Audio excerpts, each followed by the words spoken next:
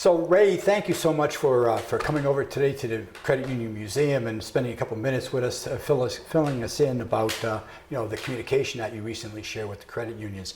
Let's begin by first, tell me a little bit about the work that you do and your unit with the Manchester Police Department. Sure, Walter, thank you for having us. Obviously, this is a work in progress and we have to work together. So my name is Ray Lamy, I'm a detective in Manchester Police. I specifically am assigned to financial and fraud crime. As a department, we all work together on all major crimes, but when it comes to financial and fraud, we kind of specialize that into individuals. There are other detectives that will also work on the cases, and we'll share information back and forth together. I would take it that when you look at the amount of fraud and scams going on today, that you and your colleagues in the unit are probably quite busy. We're very busy. I'm technically the only one specifically assigned to that unit. But again, there's the amount of cases that we do spread them around the department. Okay, so you sent a communication to the credit unions of New Hampshire calling attention to some increase in fraudulent activity that you observed and focused on two areas. One of those areas was check cashing. Give us a little background on what you observed. There's a couple of different avenues that they're taking. You'll have organized crime that's coming out of different areas outside of New England. They'll come in with stolen checks, fake IDs. They'll typically try to go through a drive-through as far away from the teller as possible to show the ID, which will look fairly legitimate, but I think if it's run through appropriate scans, it'll come back as fake.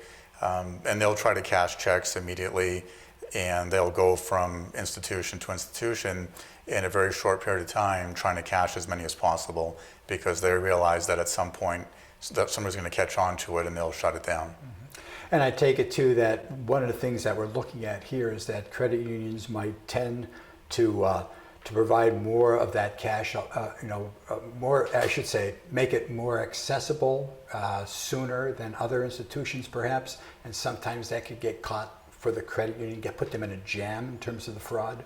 Well, I think that they realize that, both the bigger organized and also smaller individuals that are just taking it by chance.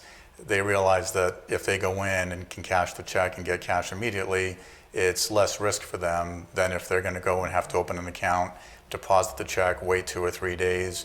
They may not try to get away with it. Mm-hmm. Now I know you mentioned that this was prevalent in the Manchester area. Is it just the Manchester area, or do you see this really kind of across the state? I think it's across the state. I talked to some of my counterparts in other big cities, and we all see it. It's just a matter of Manchester obviously has a larger population, so we see more of it. All right, so when it comes down to then the check cashing and some of the fraud that you see, any suggestions that credit unions should consider? Well, obviously it becomes a business decision for them, but if they look at what more of the banks are doing as far as their funds availability policy, you won't see checks being cashed if it's not drawn on their institution the same day. They're going to wait at least 1 business day for a small portion and then the second business day to give more of the money out. They're not seeing as many of the losses, and I'm also not receiving as many reports from those institutions. So, it can help everybody, but like I said, it's a business decision that the executives need to make to show that, hey, we can slow this down. Mm-hmm. The other aspect that you call attention to are loans. Tell us a little bit about your findings there.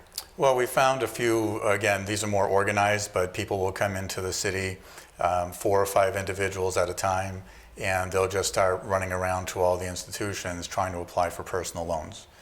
They typically have out-of-state driver's licenses, and they'll make up a story that they're here for work or they just moved here and haven't got a new license. But they'll also provide fake documentation. So they'll go online and print out fake pay stubs, fake W-2s, which for the most part look okay, but if you really scrutinize it, you can pick it apart. They may have the invalid EIN number where it may not be the proper format. The numbers may not add up where it's all even numbers by the end of the year. But the other big thing that they can do to prevent this from happening is make a phone call. So do a verbal verification of employment, and every time you're going to find out that if they do work there, okay, it's a legitimate loan, but the people aren't going to extremes because they're giving real companies in the area for pay stubs. And if you call that company, you can verify they don't work there. Any other closing remarks that you have for the credit unions that will be participating in today's webcast for working with your department or in their behavior to try to mitigate fraud and scams? Well, I think if they want to reach out to me, they certainly can call me at the station, email me, ask for any advice or assistance. If they have scenarios that they want to run by to say, if we try this, might this work?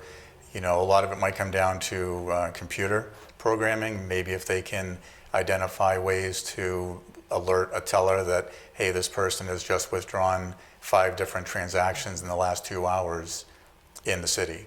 Maybe that's something that they could alert them to say, take a look at this, because I understand that they're busy at the counter and they may not be able to scan through different screens, but if something can pop up automatically, that may help too. Wonderful. Ray, thank you so much for All being right, with thank us. you.